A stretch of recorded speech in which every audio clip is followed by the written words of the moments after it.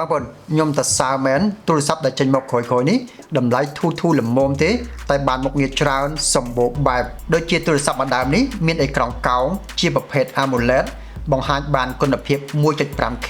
អាចដោះសោដោយការ scan ម្រាមដៃលើអេក្រង់មានឲ្យក្រោះការពារទឹក IP65 បាន RAM សរុប 16GB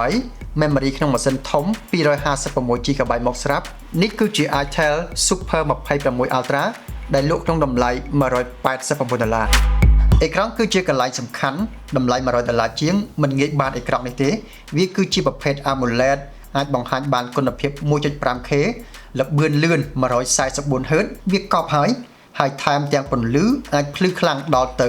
4500 nit ដែលពិតជាភ្លឺមែនទែនអាចមើលនៅក្រោមពន្លឺថ្ងៃបានច្បាស់ល្អមិនចាញ់ពន្លឺថ្ងៃទេហើយវាក៏ support HDR10+ សម្រាប់មើលវីដេអូ HDR ហើយយើងក៏អាច scan ម្រាមដៃដោះសោពីលើអេក្រង់នឹងបានដោយទូរស័ព្ទទំនើបផ្សេងទៀតដែរមួយទៀតនេះគឺជាអេក្រង់កោងដែលស្រួលបញ្ជា gesture ត្រឡប់ក្រោយ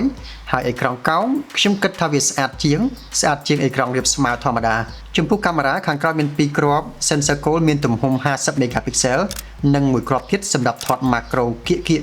ហើយកាមេរ៉ាមុខមានទំហំ32 megapixel មិនឲ្យចាញ់ទូរស័ព្ទថ្លៃទេទូរស័ព្ទនេះក៏មាន AI ច្រើនដែរខ្ញុំលើកយកខ្លះមកនិយាយដូចជា AI កែរូបមាន AI cut out សម្រាប់កាត់រូបយើងចេញពី background គ្រាន់តែចុចសង្កត់វានឹងកាត់ដាច់ស្អាតតែម្ដង AI eraser អាចលុបមនុស្សឬក៏វត្ថុចេញពីប្លង់រូបភាពយើងបានករណីមិនចង់ឲ្យមាន AI expand អាចបង្កើតជារូបភាពបន្ថែមឲ្យមើលទៅឃើញទូលាយជាងមុននិងស្អាតជាងមុនចំពោះកម្លាំងម៉ាស៊ីនក៏ខ្លាំងដែរវាមកជាមួយនឹង chip 6 nanometer T7300 ដែលដំណើរការបានល្អខ្ញុំក៏តេស្តលេងហ្គេមមួយចំនួនដែរមានអីវារត់បាន smooth ល្អនិងមិនងាយឡើងកម្ដៅទេព្រោះទូរស័ព្ទក៏មានបំពាក់បន្ទះបន្ថយកម្ដៅមកស្រាប់ដែលជួយឲ្យការលេងហ្គេមកំដរយើងបានយូរហើយក្រុមហ៊ុនបញ្ជាក់ថាវានឹងដំណើរការបាន smooth អញ្ចឹងរហូតដល់ទៅ6ឆ្នាំទូរស័ព្ទនេះមានកម្រាស់ស្ដើងត្រឹមតែ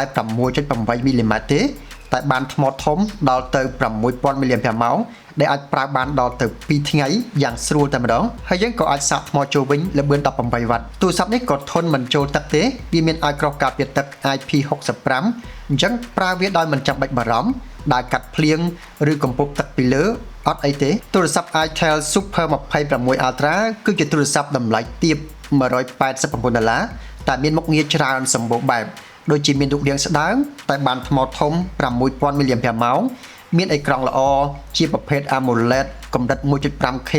ល្បឿន 144Hz ភ្លឺច្បាស់និងមាន AI សម្រាប់កែរូបដោយទូរស័ព្ទគេថ្លៃអញ្ចឹងដែរហើយបងប្អូនអាចរកទិញនៅតាមបណ្ដាហាងលក់ទូរស័ព្ទនានាបាន